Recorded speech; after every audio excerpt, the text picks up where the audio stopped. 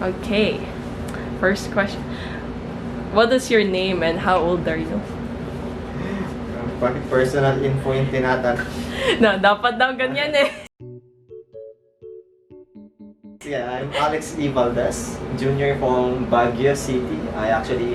My hometown is actually Agoo, La Union. I'm aged, I think I'm 28. I think I'm 28. Because 1990. Oh my God. 1991, di ba? 28 yun. Yeah. 28. Okay. Might not look like it, but I'm 28. I've been making video games since I was around 6 or 8 years old. I don't know actually the exact date, the exact year. All I know is that I enjoy making stuff around those times. Video game developer. Being a video game developer doesn't just center around being programming, but also making arts, directing the team, making assets, making stories. You know it. It's kind of like a one-person filmmaker. Technically, you're also the actor of everything.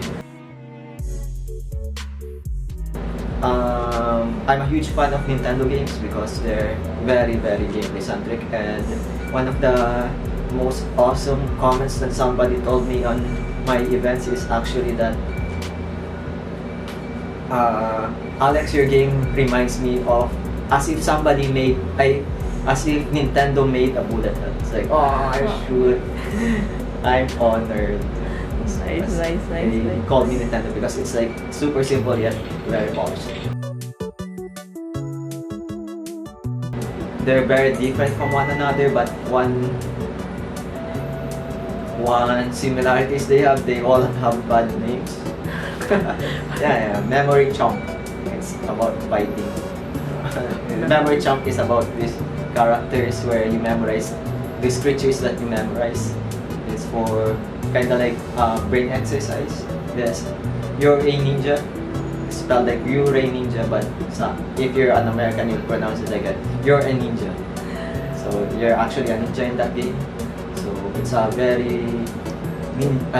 it's kind of like Temple Run plus Ninja Gaiden, Devil May Cry. It actually got around 5 million downloads before. The next game was What Bread. This was on a company.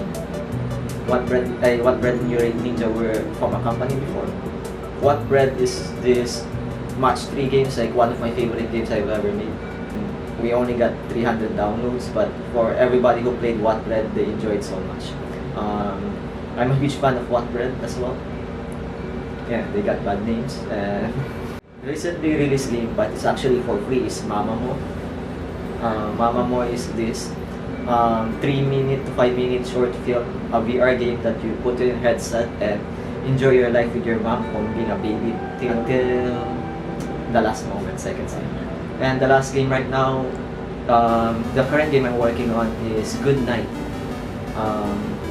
It's a very hard to describe game, but the easiest way to describe it, I guess, it's a one-button bullet hell, and it's based on Filipino mythology, Filipino metal, Filipino history, world history.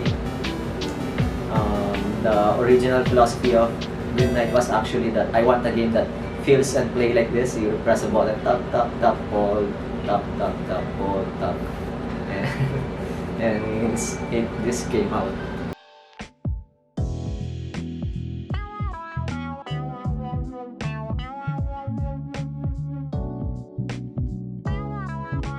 Almost the same parante in your life ng boss. Ang difference lang is my bonus. Sige na, bumilis ka na ulit. No! Bilis ko mamatay. Diba sabi ko sa'yo, may emotional yung mga tao na naglalaro. You're right.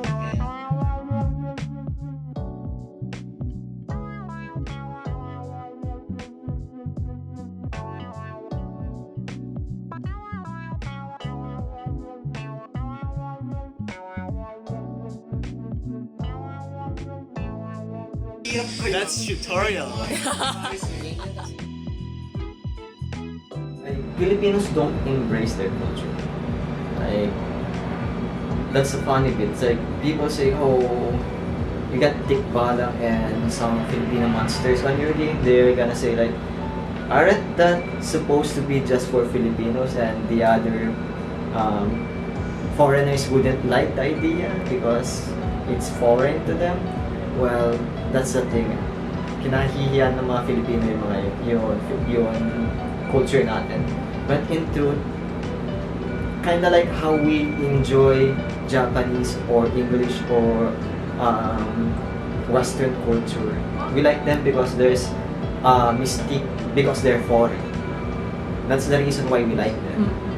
And actually, a lot of Filipinos even thought that the game looks Japanese, but it's actually very Filipino. A lot of the stuff there is, I made it look like the alibata, the baybayin actually looks like Japanese Japanese letters. I stylized them in a way, in graphic design kind of way, just a simple layout. Filipino games, we need to embrace those things. They follow the same aesthetics. Like, why does all of those Filipino games or comic book look so tribal in a way? But that's why a lot of people say, oh man, like, parang kakamukha naman sila. Like, everything looks like, oh, that's same tattoo stuff, the half-naked Filipinos. That's nothing wrong about that, but we need to expand or just try making things more, just make them cool. Focus on making stuff cool rather than making them more faithful. And I think lastly, we also need to embrace the culture that Filipino culture is actually a hybrid. In a way, we don't have our own culture because, except for the Filipino mythologies and stuff, those stuff are so limited, to be honest, the Filipino mythologies. That's why I also tried to get some Filipino history in.